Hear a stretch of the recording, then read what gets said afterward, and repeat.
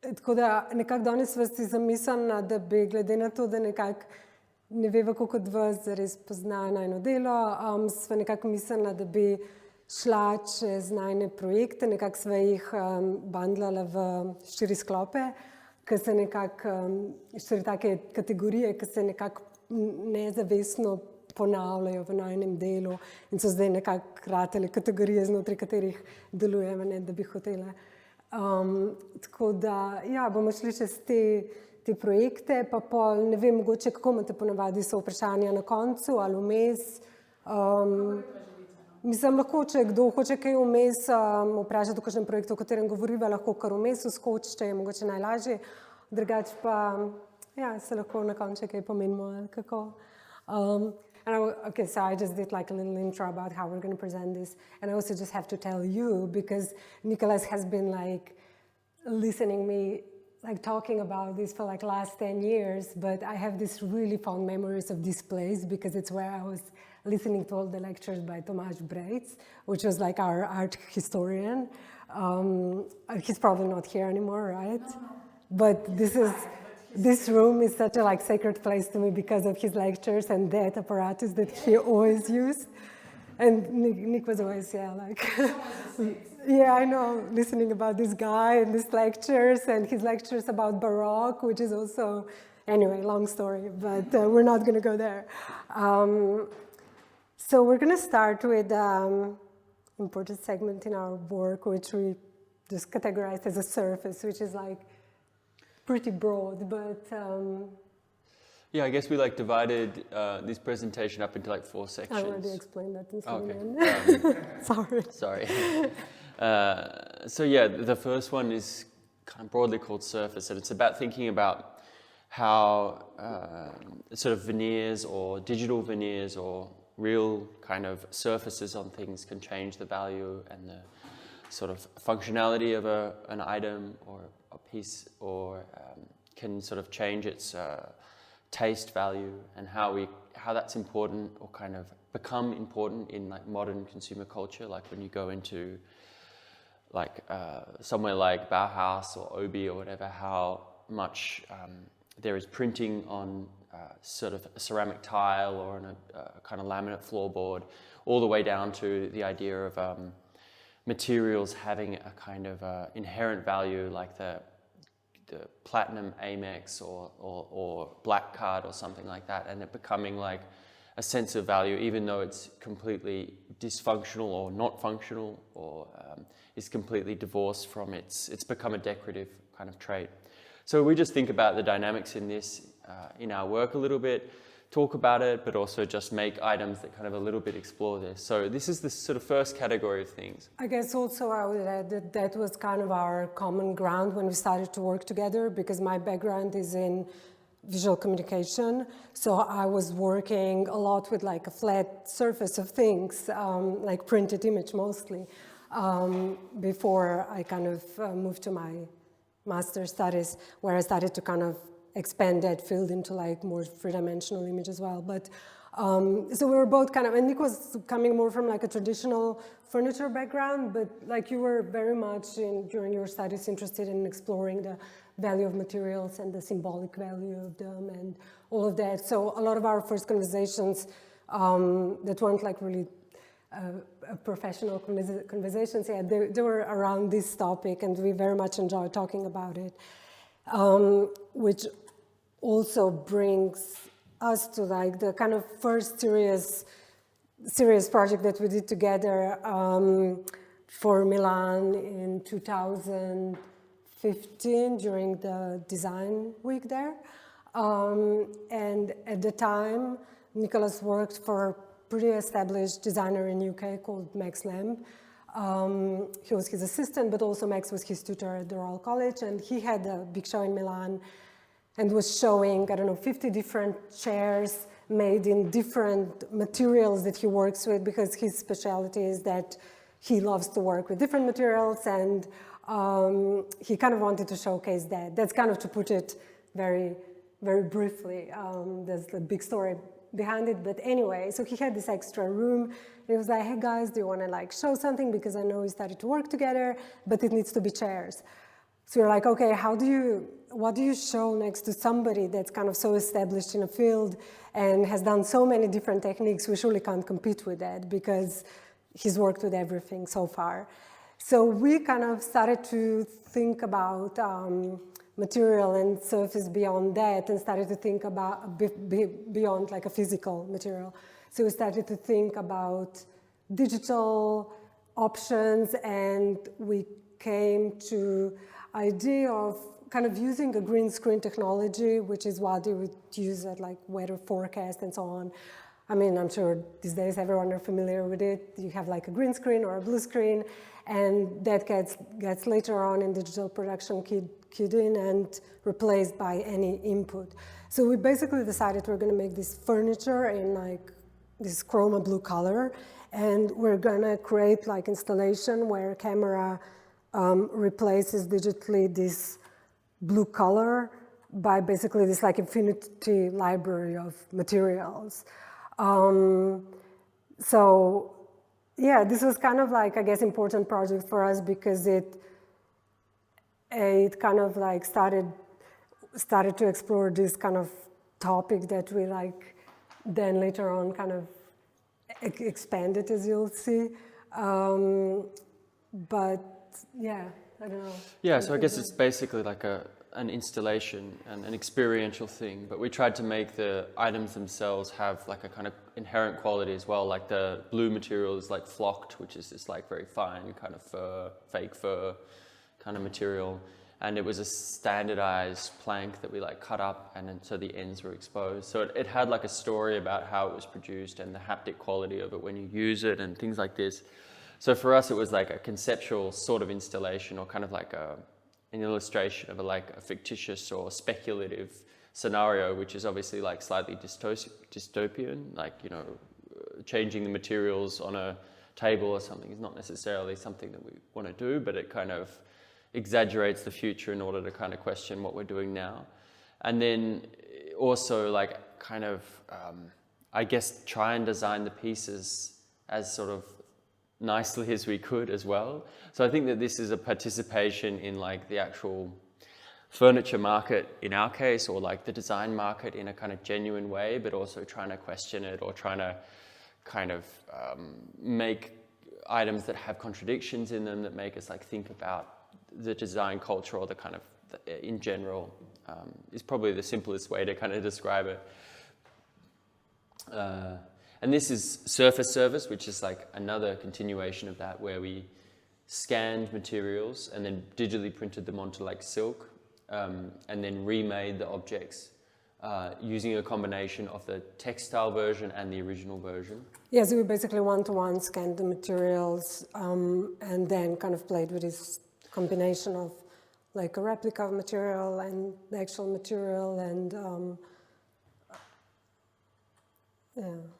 So I think like for us, this was like, yeah, like a bit of alchemy, like changing things digitally, or material values digitally through this scanning process, but also just there's I guess like the strange kind of sort of removing one of the factors, which is like the surface of an object, which is like its kind of appearance without touching it, without, you know, anything. And then kind of changing the internal structure, almost like taking the skin off something and putting it on something else, like a kind of a little like taxidermy or something. So like I think that for us, that this was what the project was about, is like kind of trying to just play with those like parameters and those sliders and see where we get, and see what sort of new functions or what sort of new shapes and ideas that we can kind of produce. Ready to go? And again here, similar idea with building things out of photographs. It was the main kind of one-liner that we liked, because we saw, I guess, in modern cityscape, it's like so much, in a place like London particularly, there's like so much large format printing and images, like whether it's for property developments or for advertising or supermarkets. It's almost like this default that you have these like large bedazzled tomatoes or something, you know, like on the side of a building, and it's like this, you know, you no longer think about material like the side of a building or as having a material, it's just an image, and it's for commercial purposes, obviously, but we like the idea of actually using those images to like kind of recreate furniture and chop it up, and it's like a 3D kind of collage vibe. I guess this was also for me, like personally, a bit of like a full circle, because at some point I like really kind of in a way got frustrated with an image, like how flat it is and how kind of how stubborn in a way, and kind of really wanted to escape like the two-dimensionalism of things. And then, because this was kind of recent project, so kind of coming back then to image in this three-dimensional kind of world that I positioned myself was for me like, yeah, kind of a full circle. But I think it is about like the interruption of the image, you know, like cutting it up and like well, changing it. yeah. Like I think like we did a workshop with some students in Milan, and it's the same idea as this, but it was a different series of images. And yeah, just the kind of the combinations of things in order, what you need to do in order to make a structural piece of furniture, and the kind of serendipity of the images that kind of collide with each other. I think it's like for us kind of interesting. It was originally, yeah, like a kind of an idea called photographic furniture, where we were trying to build pieces with photographs, but it sort of developed into this this kind of workshop, half participatory pieces. You want to move on? Yeah. And then this is like an ongoing, I guess, a sort of like creation of a material as well. Okay, so maybe it's a good, sorry, I'll just interrupt you before you go on about this project. Maybe it's a good time to talk about it. So basically, like the way we work, we get asked a question a lot if we're like designers or artists, because in last 10 years, there's like this new field that got established, which is like, I guess people call it collectible design, which means practically designers working in the same format as artists would. They work with galleries, they show their work through galleries like an artist would, and then through that they also get kind of commercial commission. So it's like kind of the model in which we work. So we normally don't really have a brief to fulfill like a traditional designer would.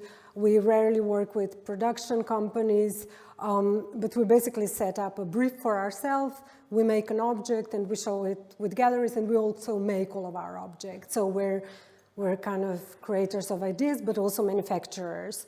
Because I guess a lot of time, not that we wouldn't be able to get somebody else to produce it, but often in our way of working, the ideas are kind of concluded through the making process and so on. So sometimes, yeah. Sometimes.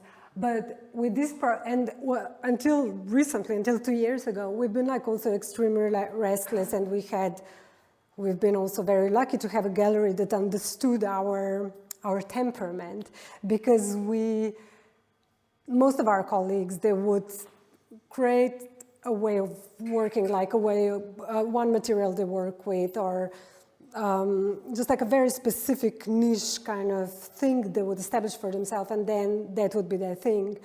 And for us, that was always hard, because we just want to explore all these different ideas and all these different materials, and which galleries normally don't really like so much, because they want you to do one thing and they can just sell it well.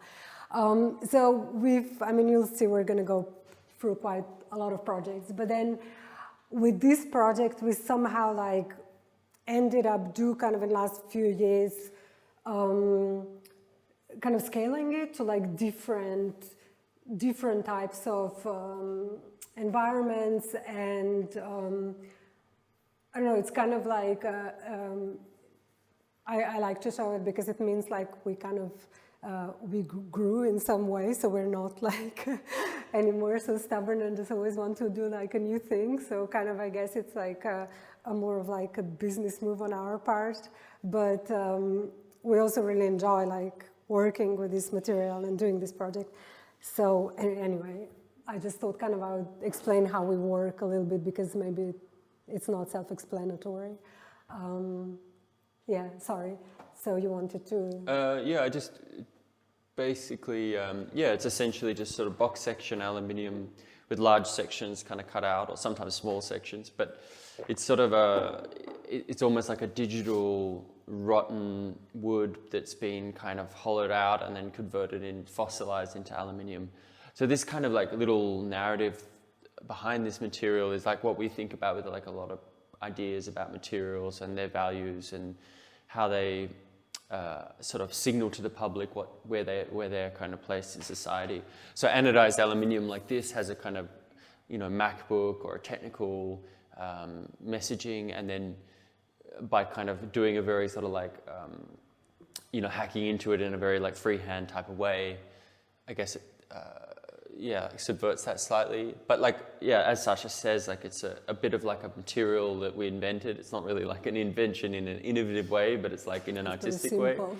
And then we've ended up like going on and building a whole lot of stuff around it. You know, like lots of different furniture pieces. Yeah, like different topologies, usually like somewhat referencing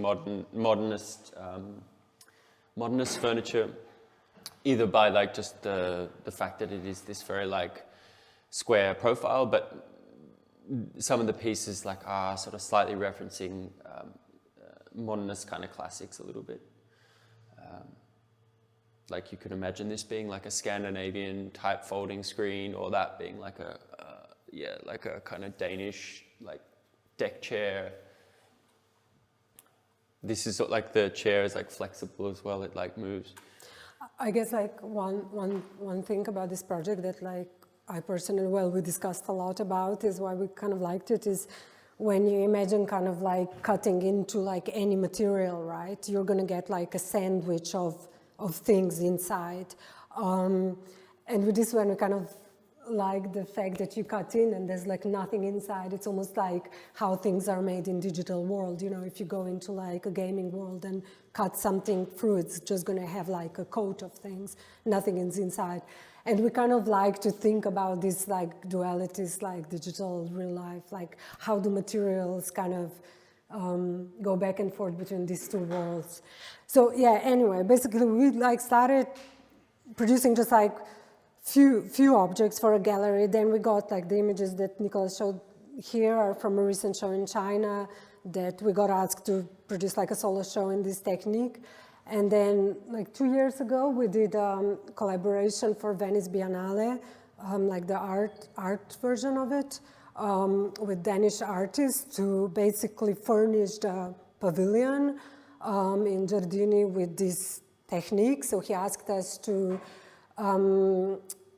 create like gates and kind of some interior kind of structures that were like hanging and so on. So this for us was like really kind of a nice opportunity, because like first time in our career we like stopped for a second and we were like, yeah, what if we take this like one method of making something and try to kind of expand it into like a bigger scale, because our scale is normally very domestic, so it's proportionate to human body. And this was obviously much bigger because it's a big building, but also it was built in this world of invented creature, which is bigger than a human. It's like a centaur kind of type of creature. So yeah, it was like really interesting for us in that way to kind of push ourselves into this new field of trying to build on a different scale and like different quantity as well, because we normally do like one-off smaller objects. And then after that, because that project got a bit of exposure, this like fashion brand came to us and they were like, hey, we really like what you were doing in Venice. You know, we have these shops in other street markets all over the world. Would you be up for like making interior for our shops? So it kind of like, I guess what I'm trying to say is that, you know, normally as a designer, this is where you would start, right? You would get a commercial client, like fashion designer, whoever, that would commission you to do something. And then you would go back from there. You would go like, oh, maybe you would do collaboration with artists next, and then maybe you'd end up making a more unique piece of furniture. And like, I guess the way we work is like the other way, in a weird way. And not that we wanted that way, it's just somehow where we landed in a way, and we kind of don't mind it because it gives us a lot of a lot of freedom. Oh yeah, and also like quite established artist that we really like her work kind of asked us to produce these frames for her. So yeah, it kind of became like ongoing project in our like studio now. So we produce a bit of it. And I think I put like way too many projects here. You have to move a bit faster. But again, with surface here, this is another piece that's starting with a veneer, essentially of wood, and then building up a fiberglass sort of structure behind it. So like the yellow part that you see on the inside is like 5 layers of fiberglass and resin. And the wood itself, the veneers come a little bit rippled. And so this is we don't flatten it down, we just like work with those ripples, so the fiberglass follows that. And then building furniture out of those sort of panels that we make once they're hardened. I guess like our question at the beginning was like, how thin can we make the material that is still kind of structurally sound and is able to perform as any other panel material that you see, or maybe even better? Because, yeah, we ended up like using glass fibers, which are pretty strong, as you know, so. Yeah, I think that's the idea. It's kind of a performative, it's playing with this idea of performance, you know, because the veneer is a little bit like a surface or a performance of the furniture for the public or whoever uses it. And we sort of start with that layer, and then we build with these very technical kind of high performance materials to kind of create this like almost precarious type of object.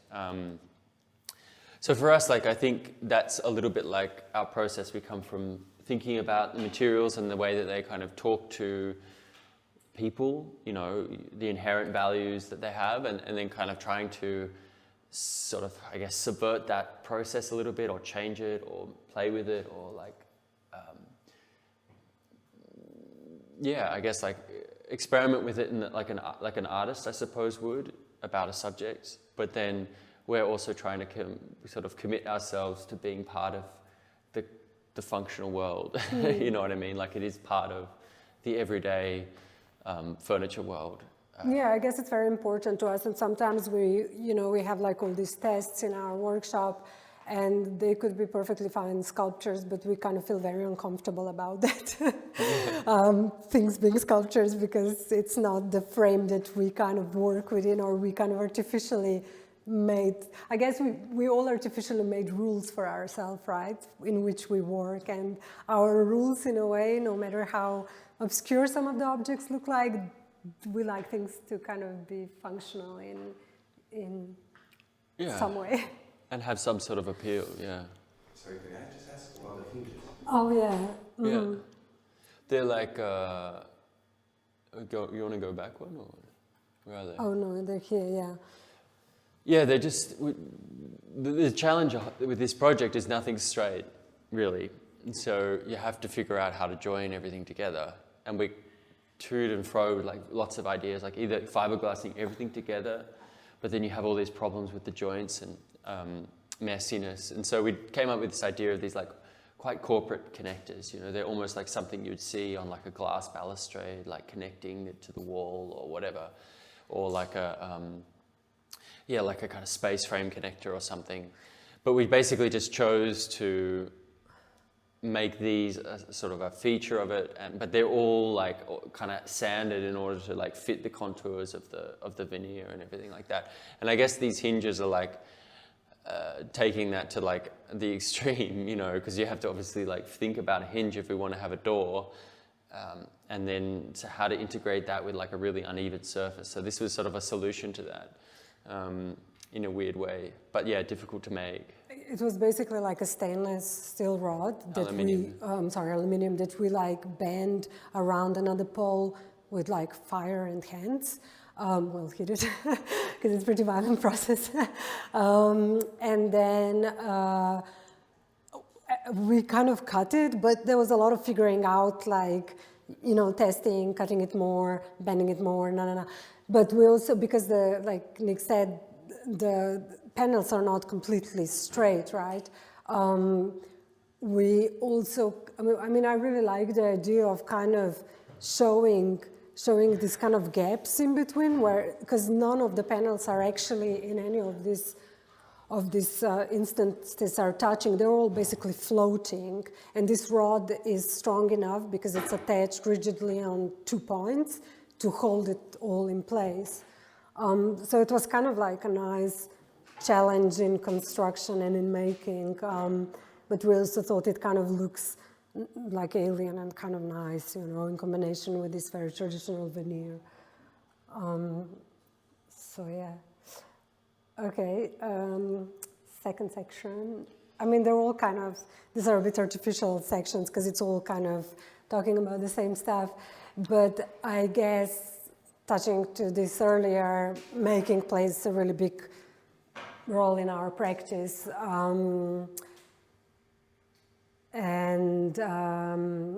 Yeah, I guess these projects are maybe a bit, well, the kind of surface one, they're maybe more conceptual. Maybe these ones are more talking about the process of making things and like us trying to subvert either the process of the making or the way the material is normally viewed in the industry.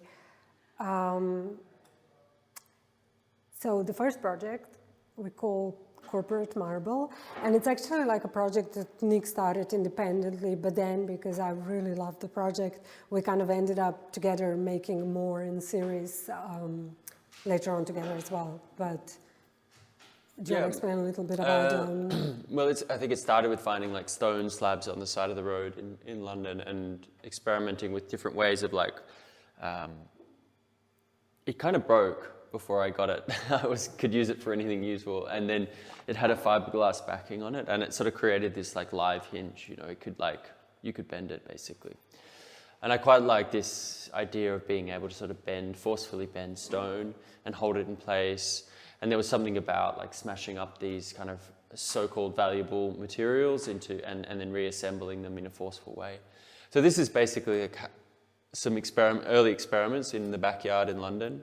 Yeah, literally. And yeah, so using kind of recycled or small pieces of stone that, oh, sorry, you want to? I just wanted to ask, I didn't understand, how were they bendable?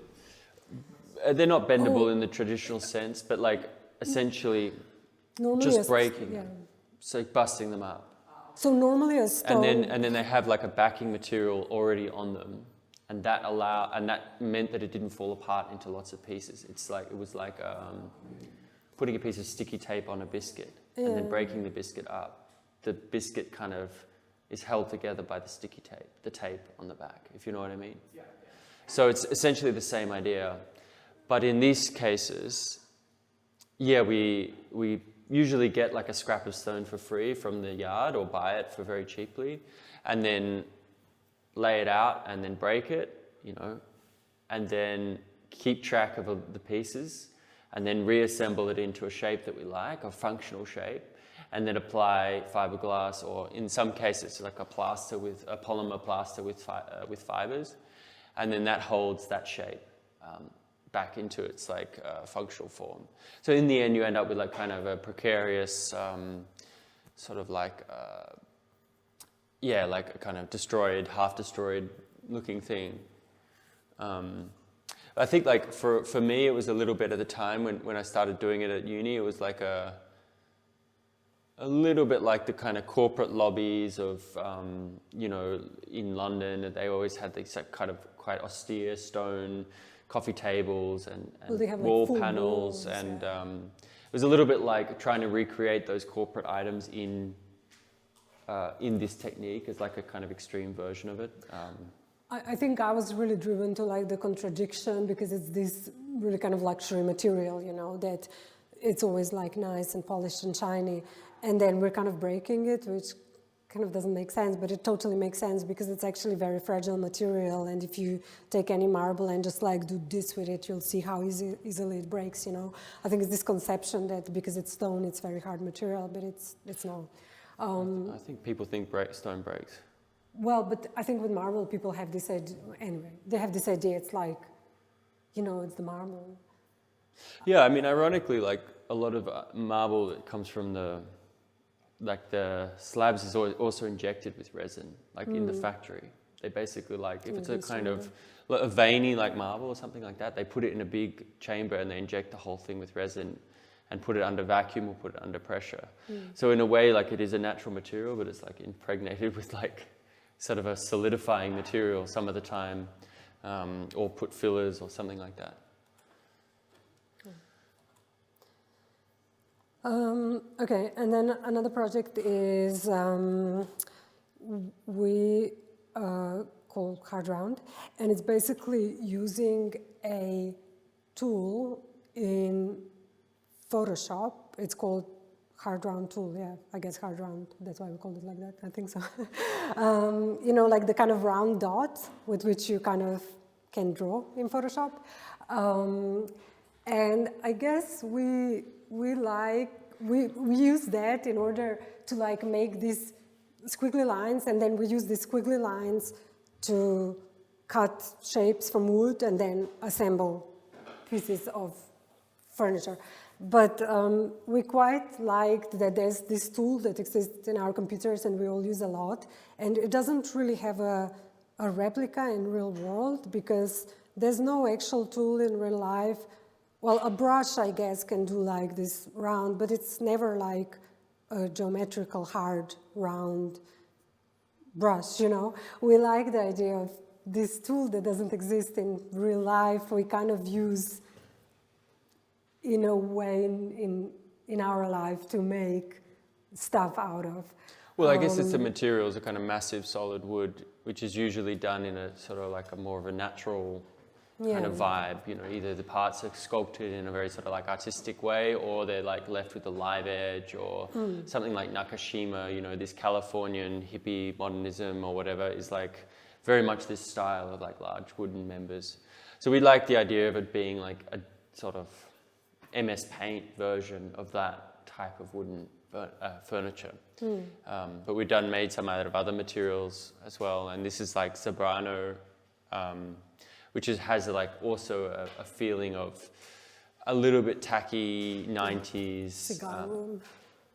Yeah, almost something like that. And so we liked the idea of this kind of, you know, just doing a dumb digital painting of a piece of furniture and sort of how that would like actually look when it's fleshed out and it's made into sort of like using very luxury, so-called luxury materials like walnut or Zebrano or marble or things like that. And also, I guess, like we try to, like a challenge was to try to construct it in a way that it almost looks just like as it's piled onto each other. You can't really see the joints, you know, because it's all kind of done the way that you can't see them, but it's all very solid. So we like this kind of illusion of like it looking almost like you do this and it's all going to fall apart, but obviously it's not. And then another project that kind of came out like we're just like us experimenting was basically, okay, I'll tell the short story, was injecting concrete into balloons and then forcing these balloons while concrete still wasn't set into a mold. So in the case of this one, we put it in like a cylinder, like squished it in, packed it down, or like tied it together, waited until it dried, and then kind of made this like little columns. So we like the idea of creating this cartoon version of a brick, we call it, kind of creating our own like a building block material that we can then make things of. So we've been like mostly making these small stools, but also then got commissioned by some companies to do this like really kind of big scale like counters with heaps of these like bricks. So yeah, it's fun for us because it's like very physical process, and we're like two kids that normally just do it outside in case anything like bursts, so we don't have concrete all over the workshop. And it's just like filling balloons and like I mean, it's pretty messy, and we try to like make it cleaner and more professional, but it's impossible. Because like this company was like, oh, we're gonna send photographer, we're gonna do some like work in progress like photos, and we're like, yeah, but it really looks like two kids playing with like balloons and concrete. It's hard to make it look professional, yeah. It's pretty straightforward, but it's kind of like a fun project. Oh, and this is another like really kind of fun project that mostly like Nick does because he's muscling the aluminium. But it's like a game basically. We take like aluminium sheets that are 1 centimeter thick, and then we draw on them. And then, well, we know how to draw because we make like little models. And then we cut it, and then we heat it, and with the heat, metal becomes softer, so we can bend it. So we bend it into place where we want it. And then we make like all these kind of objects out of it, like chairs and shelves and like tables and like benches. And it's kind of really fun. I mean, it's fun for me, not for, like, I mean, is it fun for you, like, physically doing it? Because sometimes he's like in the studio like this. And I'm like, are you okay? And like table is kind of going like off the floor, but I don't know, it looks pretty violent. Yeah, so I guess like the end result is quite a sculptural or visually kind of intriguing item, but it like has, I don't know, it has like some kind of conceptual meaning in a way because it is this very square, starts as like a rectangle, and it's not, there's no wastage, but it's obviously like a, you know. Yeah, we don't cut away anything or add It's not really anything. about being like economical in that sense, you know. I mean, it's metal. thick aluminium. It's like, you know, it's quite a sort of extra material. But for us, like making a little bit of a set of rules like this in terms of its making also tells a story about it a little bit, but also just kind of helps us, I guess, like explore this idea of it being this sort of flat kind of 2D surface and sort of folding it out in as many intricate ways and sculptural ways as possible.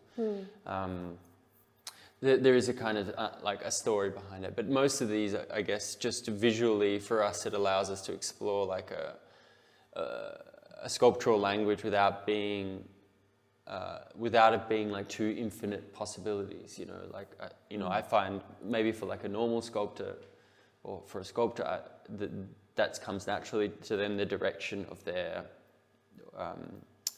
practice. But like for me, or I'm not sure for Saša as well, but like it's like I find it like a little bit that designer mentality where it's like a little bit easier when you've got some sort of brief and it's got some sort of like context, like actual context that you're working within. I just find that my brain works with that a little bit easier. So a little bit like, yeah. I think maybe also because it's two of us and because we like always talk about things and kind of need to convince each other sometimes about certain ideas or things. It's like we often fall on like things being a bit conceptual or having like a reasoning, like shapes having a reasoning because it's the way we kind of communicate and like tell each other a story or tell audience a story. And we both, like Nick said, struggle if you tell us like, oh, you can make chair whatever shape, just do it now. We would struggle. I like genuinely struggle to just, I can make any shape, but I just kind of doesn't feel natural for me because I don't think that way, I guess, as a sculpture would. I have like fear of shape, maybe in the sake of shape. Freedom. But yeah, freedom frightened. And like this process is really good for us because it allows us to get to these really wild shapes with a kind of, you know, falling back onto the process basically. And then we also, yeah, like normally we would finish them with powder coating or anodizing because the, you know, material gets beaten a bit when we heat it and bend it, so it's kind of when it gets painted or anodized, it gets like a nicer finish. But then we also tried this few versions when we would try to kind of coat one side. This was like coated in veneer, like very thin veneer, and then we did some wood images and so on. So yeah, it's kind of like, I guess this like really shows like that this panel that we start with has like A and B side, and you can like follow the bands a bit more if the A and B side are different color or substance or whatever. Okay. Yeah, just some furniture with some kind of like exaggerated, interesting joints like a classic finger joint that then gets kind of like fattened and rounded, and the geometry fits kind of perfectly when you round everything like this. So for us, it's just an interesting sort of like exploration of, I suppose, like subversion of a traditional joinery, but also like a kind of integrating hinges and things like that. Same story with this piece. These pieces is, you know, this classic tapered mortise and tenon is like very common in like lots of cultural or vernacular furniture. And we essentially did the same joint, but rather than sort of terminating it, we just kept it going to a point, and it made this very kind of hostile piece of furniture in a way, you know, visually hostile, but also like practically. And so we just quite like this idea of just like exaggerating a certain joint or a certain technique of craft technique in order to sort of I guess like explain something complex about the way that we desire things that have that joinery or not have that joinery, and it being an idea of quality or its sort of decorative component as well. Like a dovetail could be very decorative. Yeah, I guess another like very traditional thing that we wanted to kind of work with was like log style furniture, architecture. We have this like kind of obsession about this like big Canadian log houses, you know. So we were kind of like, yeah, just experimenting with that. Yeah, I mean, it's kind of like quite a nice way of making furniture, because you basically just get a stick that already has its structure. You don't have to make it square or anything, and you just do the minimal. I guess we like. Yeah, with this one, minimal amount of joinery in order to make it kind of structurally work. But yeah, and then by painting it this like quite generic grey, like just blasting it with color, it becomes a sort of something that might exist in like a kind of office or something like that in a weird way. Yeah, like I'm mixing two genres, I suppose. And then taking that to another extreme, which is just starting with square section and then tapering those joints down to using the log furniture kind of tapered, you know, tenon or whatever it is called, and then sculpting that afterwards. So it becomes a sort of uniformized version of that organic technique. So for us, that kind of like evolution, that pantomime evolution that we're doing is for us kind of what happens anyway naturally in the kind of feedback loops of the market. But for us, we're sort of doing it in an exaggerated way and making like sculptural furniture pieces that kind of play with those ideas a little bit. But also just kind of like are like interesting or beautiful to use or look at or something like that, yeah.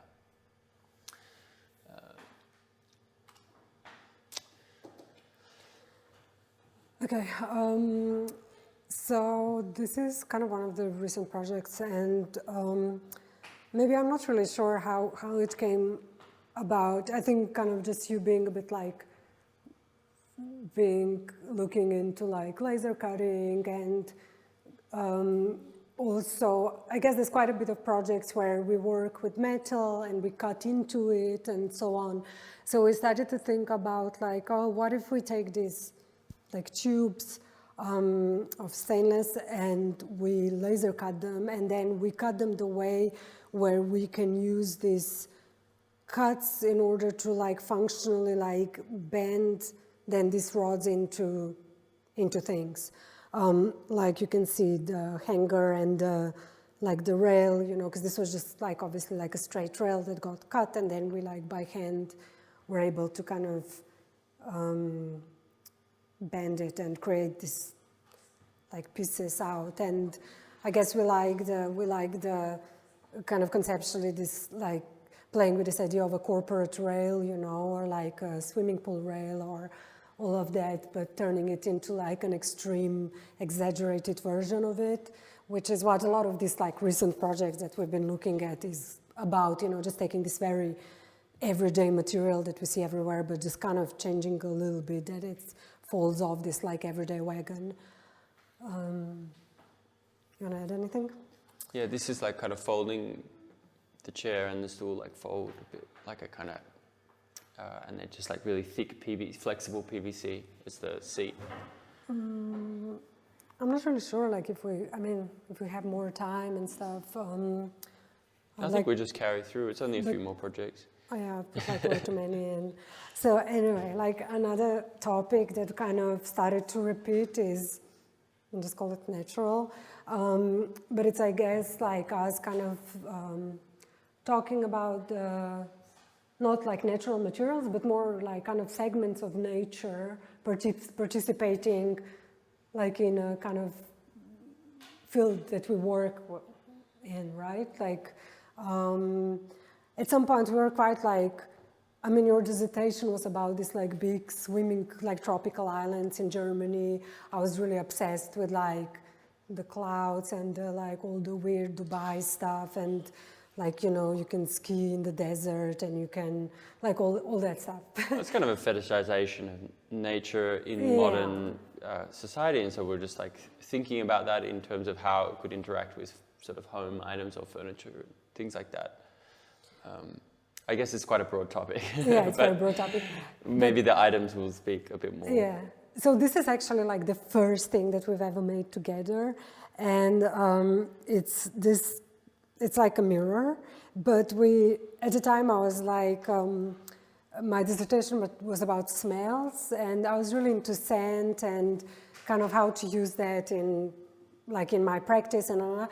So we basically made this like a full big scale atomizer that also works as a mirror. So in the back of the mirror you've got like a tank filled with water and the scent, and then when it's switched on, there's these two holes on the mirror that kind of emits this like perfumed cloud basically into a space. Do you want to say anything?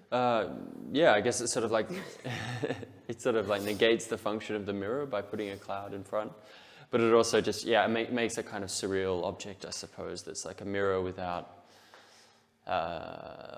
combining two items, like a Muji atomizer essentially and a mirror, and like it becomes a kind of hybrid object, but in doing so it kind of conceptually says something about functional items. But also I kind of like this image of kind of creating this like cloud indoor, and also that was at the time, that was like 2015 or something, where like people started to get obsessed about their like self-image, and like selfie culture started to kind of come out, and we basically were kind of the opposite at the time. We were like, oh, you know, kind of sick of like seeing myself, like, so we kind of liked how it obscures this mirror and you see yourself in this like cloud. Anyway. This is colored sand in like a coffee table. Not much to that. I think it's got a mirror on the bottom. It's like glass. These are like basically a little hardware item that we made. That's a screw with a freshwater pearl on top. There's this obsession in as a designer, you like hide all the screws and. Well, you normally try to hide them, yeah. And then so like just to make it exaggerate that like idea, we just made it like this very like piece of jewelry basically. And so we just ended up making very simple things to begin with, but then we just got bored and we sort of started making these things with combinations of materials and ideas that kind of were very strange. So this is like carbon fiber, what you would make like a drone chassis out of something, and then like bamboo from, these are actually bamboo chopping boards from IKEA that we cut up, and then screwed together with this technique, with these screws, and then just sort of the construction of the carbon fiber, makes the structure strong, and just the combination of these three materials or these three ideas sort of for us says something about how kind of mushed up everything is now, like in terms of like how you can mush up styles and things without really people kind of thinking about it. Anyway, this is more of a personal fountain that you wear. and walk around. And it has a pump and like a kind of catch reservoir. It's not shown here, but again, it's like an item that represents a sort of fictitious function that you might need to sort of like live in the waterfall. I mean, it was an interesting experiment, I suppose. It was commissioned for a show that curator asked designers and artists to create wearable items. And this was kind of our answer. But we were thinking about it earlier, so it was a good opportunity to actually do it. But I guess, yeah, we're like this, you know, when you can like walk behind the waterfalls sometimes, you can do it here in Slovenia a bit, and then you're like standing behind this whale of water. We quite like that, and we wanted to replicate that on a more personal level. Again, then there's a last section, which we call dynamic, which is, I guess, mostly like turning some of our creations into things that are no longer still and physically move, or, oh, actually, I have videos on my computer. Yeah, we can't really show you videos. So, anyway. Yeah, another fountain here that we did recently, and I guess we liked the idea of these modernist, sort of like Bauhaus furniture. Basically, it was, you know, the point that's described in kind of art school or design school is that, like, you know, this movement took industrial processes like tube bending and kind of made it in, you know, it made it into the furniture world, and that was kind of like, I don't know what their point was by saying that, but it's essentially what they, you know, the kind of birth of modernism is part of the sort of the fable of it. And with this piece, we just quite like the idea of turning those pipes back into pipes. You know what I mean? Yeah, we always saw like all this tubular modernistic furniture as a great opportunity to create like a really big fountain out of it. So like, oh, you could just feed like the pipes for, but so this is like a Miss Van der Rohe frame that we found off eBay and turned into like a, can't really see well in the photo, but basically the water comes out where the kind of the seat fabric was and the back fabric was. But we have this like idea for like this mountainous fountain that's basically made out of like 20 of these. So yeah, hopefully one day. This is like a bench that we got commissioned to do in a park in Sweden. And yeah, it's called Spring Break, and it's kind of like a adult kids toy almost, like playground toy. I guess it's pretty straightforward, but it's made out of polished stainless steel, so when it moves, it has this super reflective surface that reflects the sky. So you've got this like very, it's almost like a kind of shaky camera or something like that. Like it reflects the sky in this very erratic way. And for us, that was sort of part of the story, but making this very slick-looking kind of thing, but just something about springs as well. Just is very like humorous. I don't know, like it just sort of like implies that something's kind of like slapstick about it. yeah. So I think like, it was part of a commission with like a few other designers invited to do benches, public benches for this park. So it's kind of sitting alongside like some other weird ones. And they produced it as well. So I guess we kind of like... Yeah, we didn't make this one. At that time, I mean, yeah, like sometimes when we have somebody else producing something for us, it's like it's a bit of a different process for us because we're so used to kind of making our things that when somebody comes and is like, oh, make this, we're like, how do we go around that? So in that way, it was like pretty kind of straightforward, I guess. It was using like the bottom of what you see in any playground and like a top of kind of bench. And these, I guess, these are more interesting with like videos because you can't really sense here, but it's, we also got commissioned for a show, oh, sorry. I just wanted to ask about the Spring Break bench.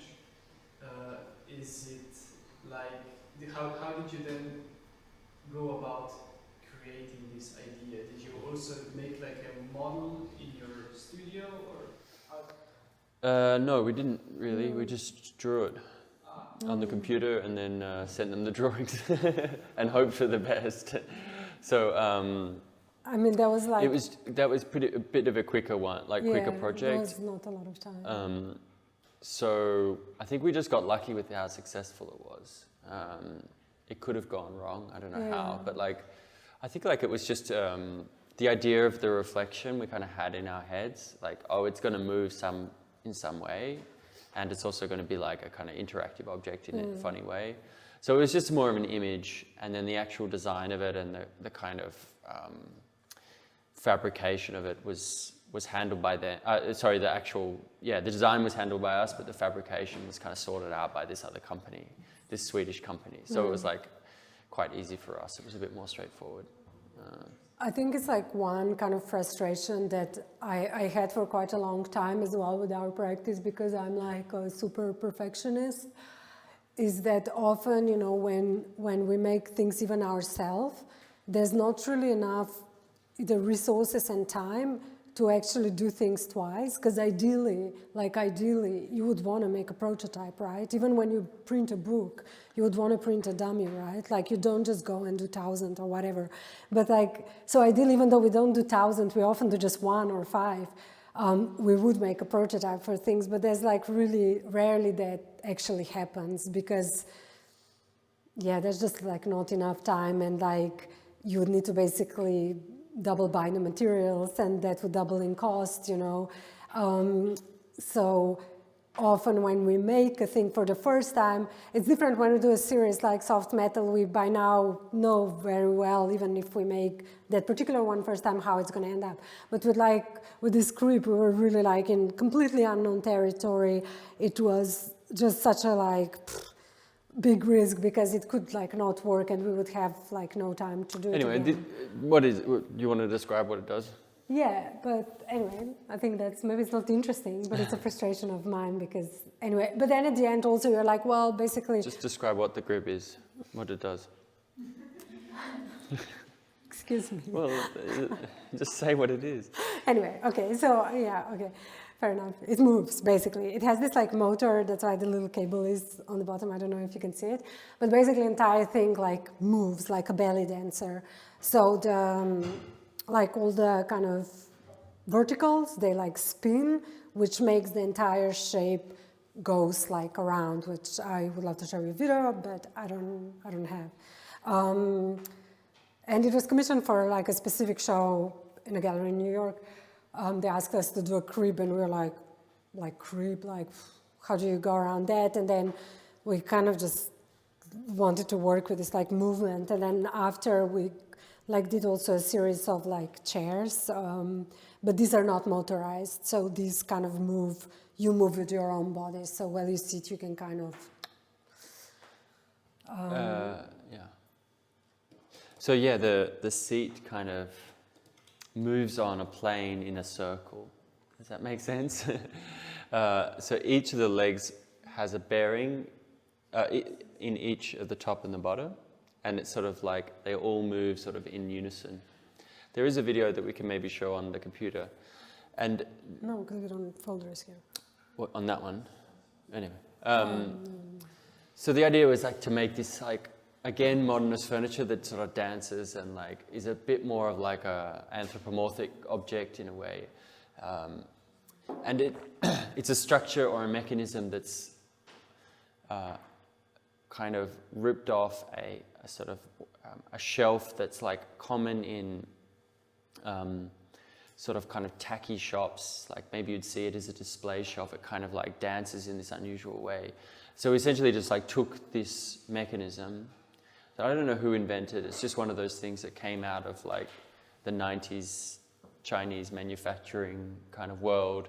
And we sort of essentially applied that to like more kind of sort of solid or high quality materials, like wood and things like that. So, but in kind of doing so, we made like a kind of conceptual item that sort of like was a funny sort of joke kind of thing. But like it also was quite nice to sit on these objects or use them. They had like a kind of therapeutic quality, like weirdly, like it felt nice, like a meditative like a rocking chair or something like that. And then this chair kind of had two modes. It had like an upright, sort of sit upright mode when it rotated in one direction, and then when you rotated it in the other direction, it had this like kind of laid back. You know, I find myself like throughout the day just getting lower and lower in my office chair, and like it's like lower and lower. So it kind of had that sort of characteristic that we do already built into it in a strange kind of way. And so there was this sort of side effect of it having this kind of functional things, even though it started as just like a sort of a conceptual suggestion. But they're obviously like really complicated to make, so like we only made a few. And these don't move, but they're in the sort of process of slumping into these sun lounge shapes, and they all sort of stack up onto each other in certain ways. This was kind of a collaboration with like a leather company, and they like upholstered the whole things in this like yellow leather. Oh yeah, and like we poured, you can see maybe on this photo, before they applied the leather, we poured this like foam onto like points of the bench where the kind of human body would touch the material, and it kind of looks like blisters, you know, when like a skin on the sun, it like bursts. So in a way it had like that effect, visual effect, but functionally it kind of also works because it makes it a bit softer on the points where your bones kind of touch the bench. Okay, voila, that's the last image. Sorry, that was a lot of projects, like I didn't realize how many I put in. But that's it. Thank you for listening.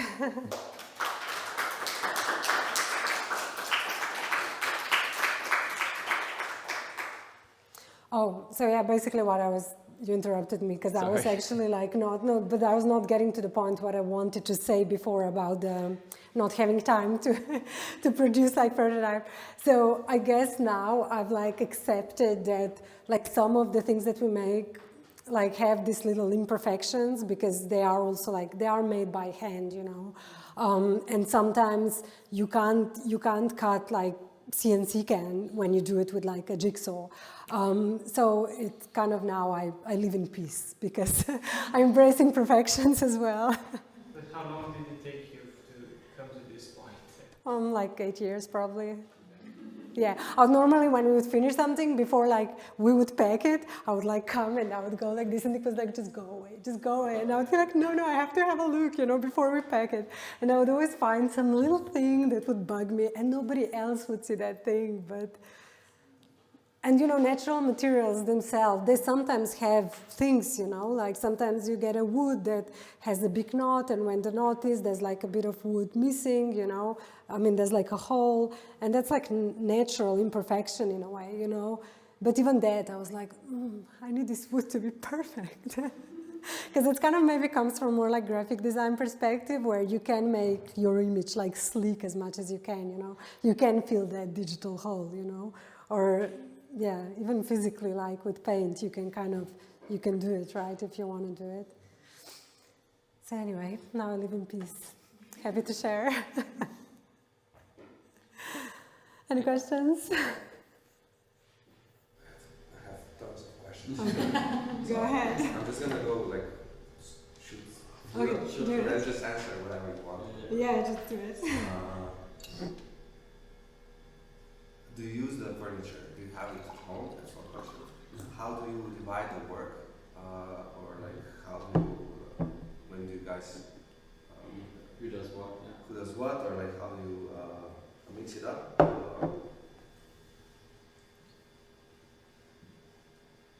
So the second part of your question is work from here, like being based in Slovenia. Just generally, what does that mean? Or like, would you prefer not to? Or like, people from here are based from here, so just like we feel sometimes trapped, as I probably relate. Then one is like I saw the TikTok, a guy making the same balloons. I don't know, you guys saw that? Yeah, actually, yeah. like Dan sent it to us. Nick was I saying, sent it to maybe him. we should like include it. Yeah, I sent this to And it's like basically identical, right? Yeah, but exactly. his like technique seems much cleaner than ours. He's cut it out. And then I also saw over the years you had like this mirror with like a foam. Oh, Yeah, and then I also saw that in Yeah, most that yeah, you have done. So yeah. I have a question about like how do you just generally feel about being like entering a different, more like broader space? Like how do I don't know, just generally. Well, how do we feel like our work being copied? Yeah, copied, or I'm guessing you also probably use some of the techniques that are out there, but then like being then kind of discovered again, but maybe copying, whatever. And then the last one is like not maybe a question, but just like generally it feels like it's also before seeing the process. It also feels like it's very high production thing. But then you guys are talking in a sense of like very chill and it's like almost half DIY type of thing. Just one person bending and cutting. Yeah. So just this it feels very like it's crazy how it feels disproportionate amount of like the effort you guys are talking about and then the finish in the end. So I'm just wondering in general like maybe it connects with this like the ideas. It feels like they're coming from the process. Like you guys know, like it's interesting, like it's interesting how you can use this technique and then apply it somewhere else. But then just basically the question is this most common where you guys are getting the ideas from to produce? The next thing is like learning about new technique or just figuring it out and then applying it to something that is interesting. And then just like generally this. You guys probably got this question also, or like it's the quality of finish, or just like from the work process. For me, I don't know. It's not a question. It's just like generally. Maybe we can start like at the back and go. I guess. Yeah. Do you want to answer that one, or? Yeah, I kind of had an answer, but now I'm like obviously lost it. Well, I think about the making and the ideas and the kind of experiments kind of harvested from the world or taken from some process and then changed a little bit or kind of invented. I mean, nothing that we've done is like truly like originally invented from scratch. It's usually like a changing specific. Yeah, from like putting two elements. Yeah. New, So I think like for me, I'm just very, very interested in making things and techniques and things like that, and particularly if they're kind of expedient or if they're kind of accessible, they don't require like really expensive tools or things like this. I'm just interested in that, and I think like if it has a side effect of having a like suggesting some like je ne sais quoi about like the way that it kind of interacts with its cultural context. It's like a very generic thing to say, but like it's just what it like the way it is in the world, like what it means in the world. I think that for us, like glass, you know, or ceramics, or all these materials mean a certain thing. They suggest a certain function, blah blah blah. So I think like just those dynamics of the value of it and the kind of technique and just that little like equation is just very interesting to us. And so like when we see a new material or when we see a new technique or something, we kind of just cross-reference it with like the world around it and just think about what the opportunity is there. Like we've got like quite a few like small joint tests and kind of ideas that are a little bit like what you were talking about, where they're like a classic thing, like welding or something like that. But then the weld,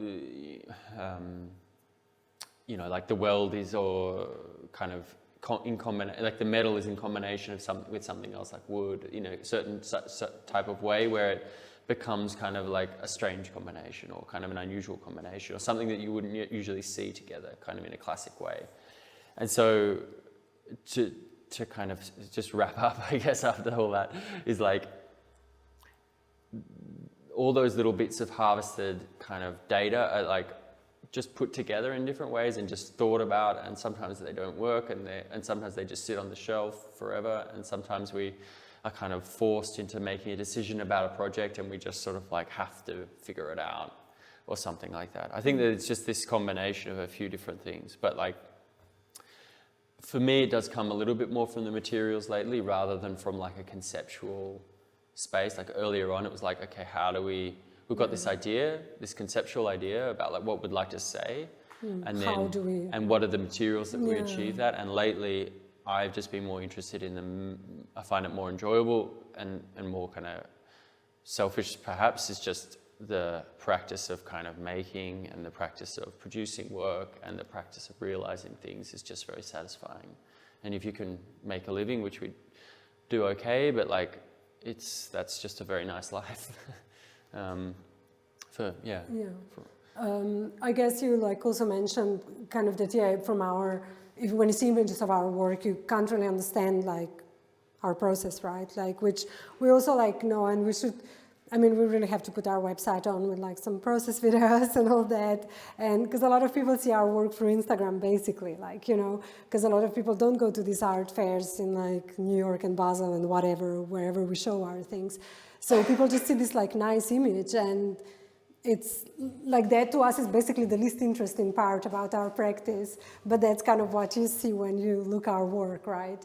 Because we are kind of generally more kind of interested in that, and also like we do really care about the quality of the end result. It's not a nice image doesn't really mean a lot to us at the end of the day, but we're not really good communicating that, because like while you're making things, it's also hard to make videos of it, and we're just kind of lazy in that way. And we always say like, oh, we need to make like the documentation kind of footage, and because maybe people would find it interesting, because sometimes I don't even like talk about that, because for us it's so evident, because we've made it, but what about the kind of other people doing the work that's similar on TikTok and stuff?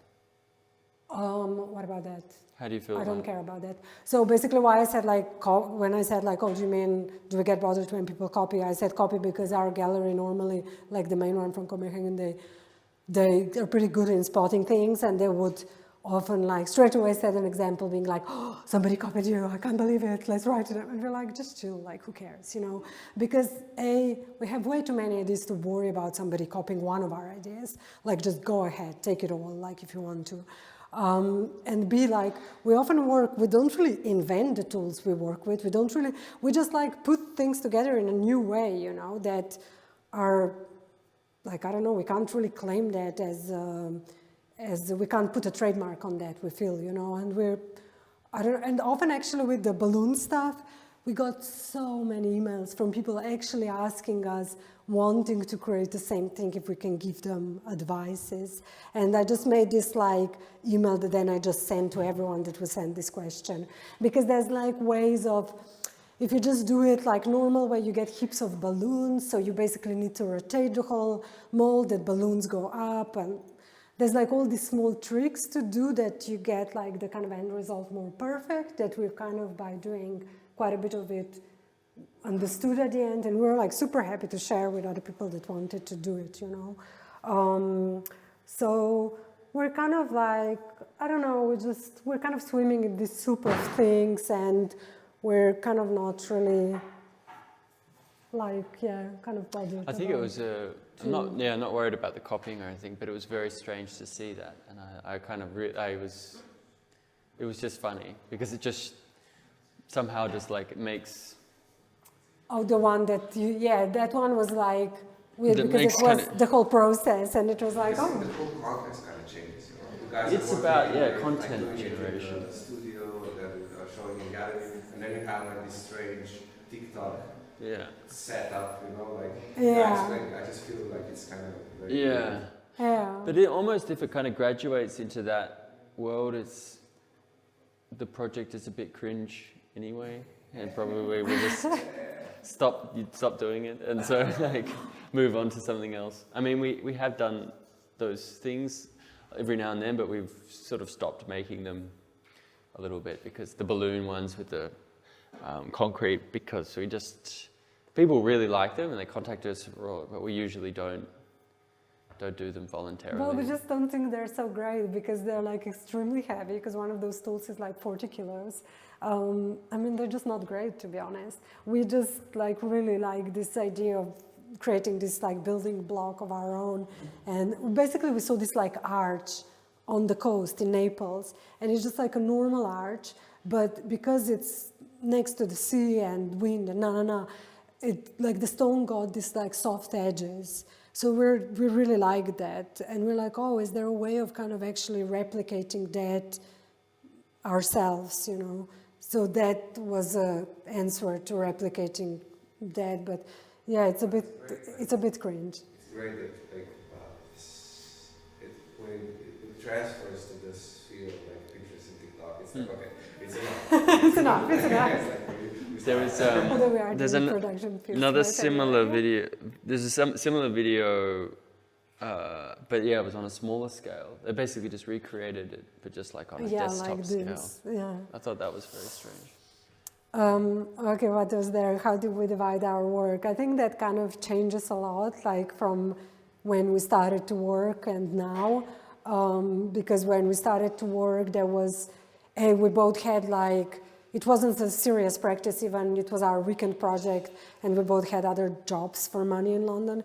So it was a lot of talking about it, and like Nick said, it normally started from a conceptual nature and then trying to find what materials would fit into that story that we want to tell, where now it's opposite. We get like, we have also way more work, so we don't have time to actually talk about it so much. And it's maybe also like a bit more like hands-on. And then like when it comes to making, when we started to like work together, we basically, well, the first thing that we did together was actually Nick helping me making something that I had no idea how to make because I was never good practically in that.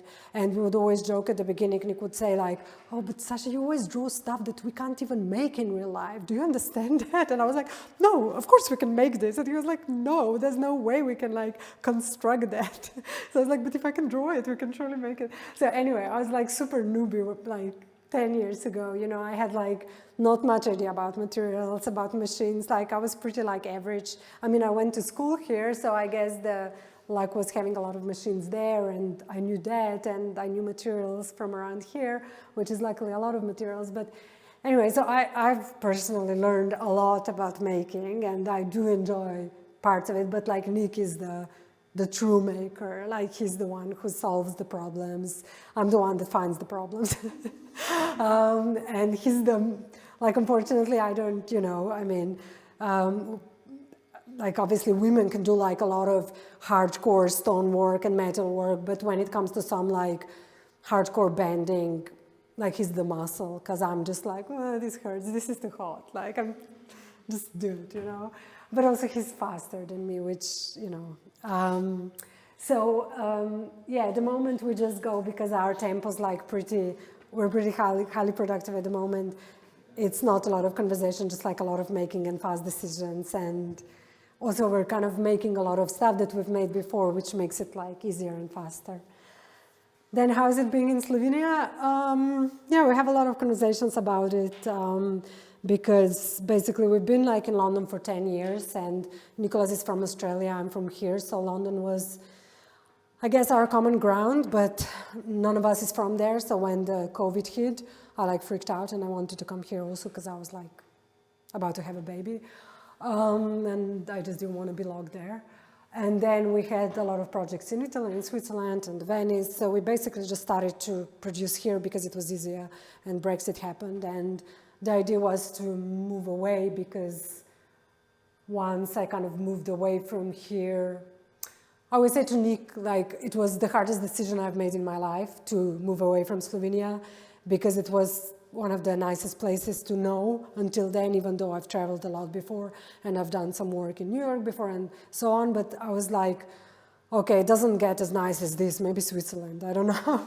But you know, you have your friends, you have your family, you have your nature, you have, everything's like pretty accessible, the prices are reasonable. I think on generally, like a lot of people I know here, they live pretty good life, even though there are people that live poor life, but you know, the proportion I think here is pretty good.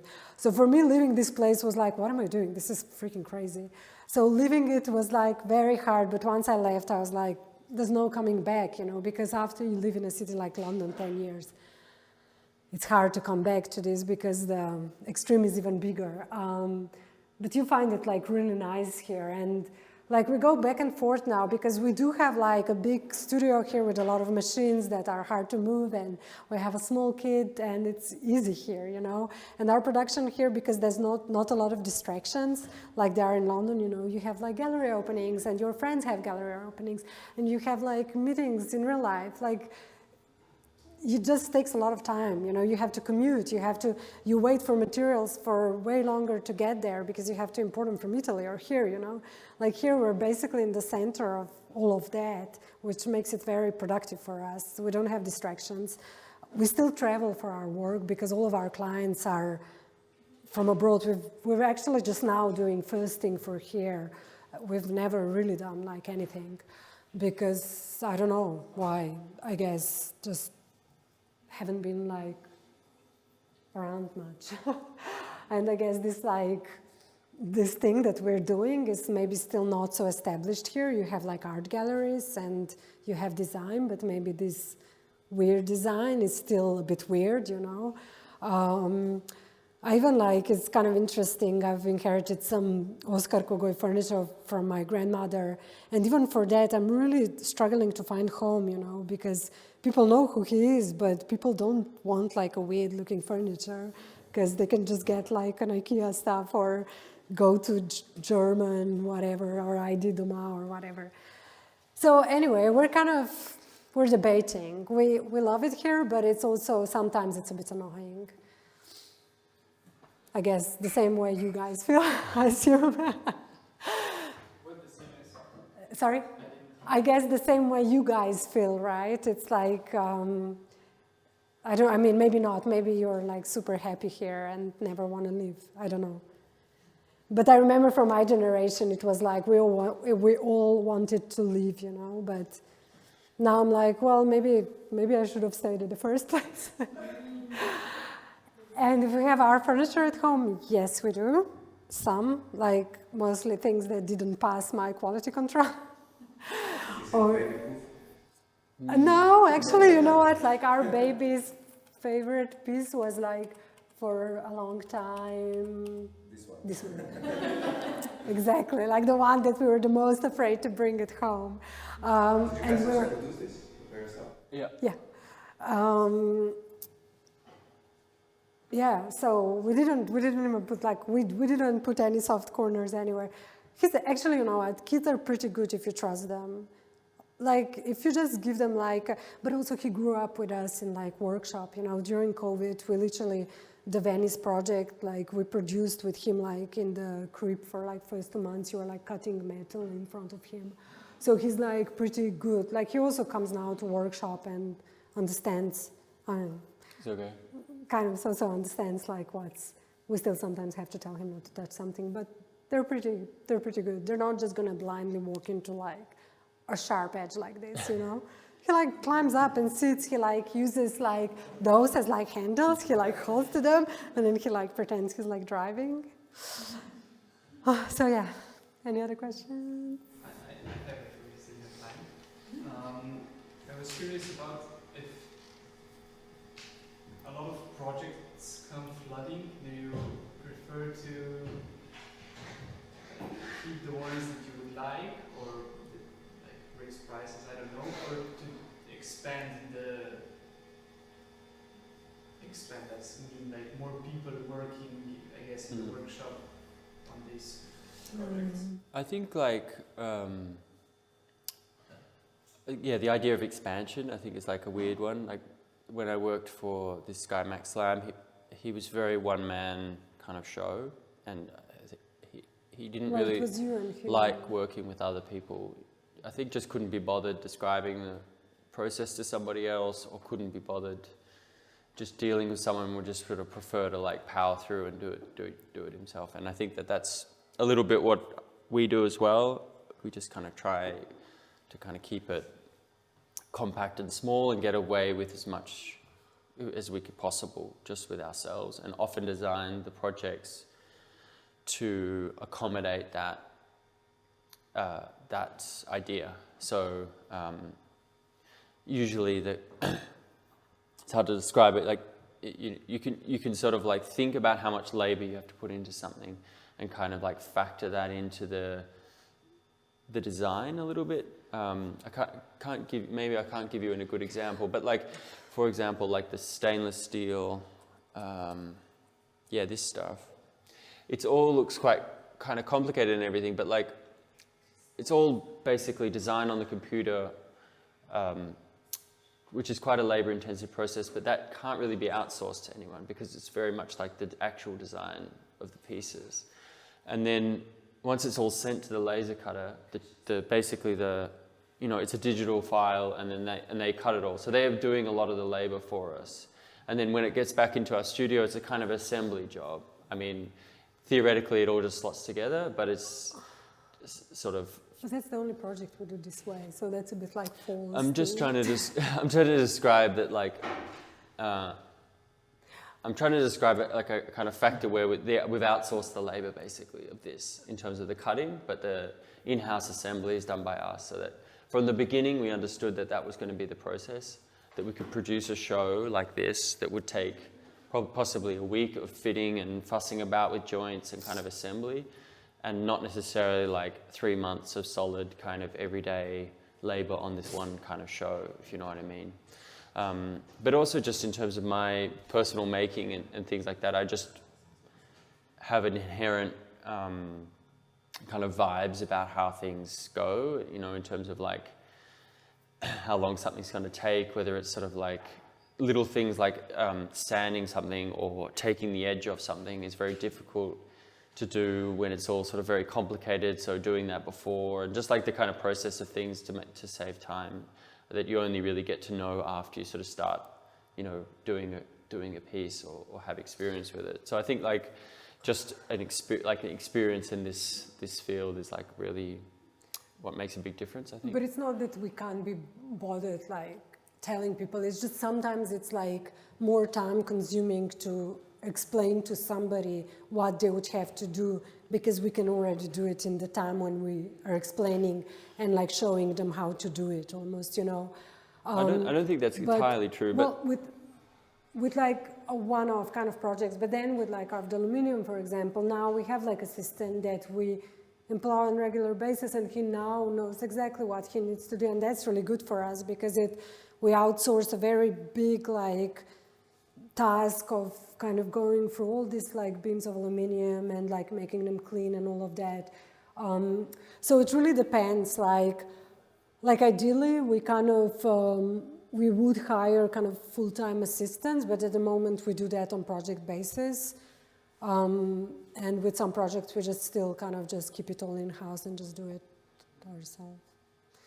Yeah, this is. But yeah, like other friends of ours who are our contemporaries have gone on to create like larger studios with like, desks and people sitting around and like, lots of more work, more, bigger budgets and everything like that. But it's also like more and computer work.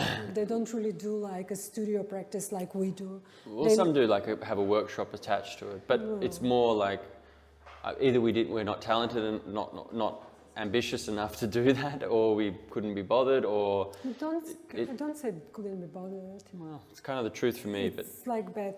Okay, I don't... Laziness is part of life. No, like I think we're afraid, like for me, it's definitely being afraid of having to change the practice when we employ like other people, It's like we wouldn't be able to operate in the same way we do now. Like things would change, and I don't like that. I like to... And maybe you can't be bothered because you can't be bothered explaining, or I don't know why you can't be bothered, but anyway. Well, we like the scale in which we operate, basically. We don't have ambition to run like a studio where we employ 20 people like some of our friends, Maybe it would take away from this meditative process. I think so, yeah. Yeah, definitely. And it would mean more computer work, and if you see him like after a day of computer work, he's not happy. He needs to be in the workshop. So yeah. I don't know. It's a kind of toing and froing thing, I think. Like sometimes I think, oh, it would be better this way, be more professional studio, or something. But then you're like, well, actually, this is the part that I enjoy. I'm not sure about you, but like I enjoy the most is just being able to realize a project relatively quickly. Come up with the idea, either buy the material or use what you have, and then make it. And sort of quite a short and kind of satisfying process. I mean, I find it really powerful as well, that you're kind of able to just do it, right? Like, it's kind of really magical for me that transition from like idea and actually sitting on it or whatever. It still feels like magic every time we make something. But yeah, I mean, like in the same way, because during COVID, we got approached by like a few companies that were like furniture companies that were interested to commission us to produce ideas for them, to go into bigger runs. And I was immediately just like, wow, this is not gonna end well, because how are we gonna even translate that into something being reproduced in like a big run for, you need to get like also kind of costs super low because these companies work on different margins as we do. And you were quite excited about it because you come from more like furniture making, and it's, I guess, this fantasy, when you're like a design student, this is like a goal. You want to be approached by like whatever, Vitra, and be asked to, not that we were approached by Vitra, but like by like a company to produce a chair for them or whatever. But we kind of like struggled, right? Like, I mean, we did like say yes to a few things because at the COVID time there was really not much happening in terms of shows, and we were getting restless and we wanted to work. And some things will be released like later next year, but I'm really unhappy about them, and I'm honest about it. I think throughout the process of communicating with other people and trying to translate our process to the factory process, just completely lost a lot of it, basically. It just kind of, for me, it's pretty like what's going to come out. It's a bit tacky, and like I wouldn't want to have it at my home. So I'm like a bit kind of sad about that. But we kind of tried, I guess, and but maybe it's just like, hard to translate what we do into that. And I guess in the same way, it would be hard to, I'm afraid that we would lose this magic if we employ 10 people, because we would need to streamline the processes, and a lot of details and stuff would go into air. But maybe not, maybe we have to try, I don't know. Maybe we can't be bothered. Anyway, I guess that's it. Thanks for listening. Hope you found it interesting in some or another way. Yeah. Okay. Thank you.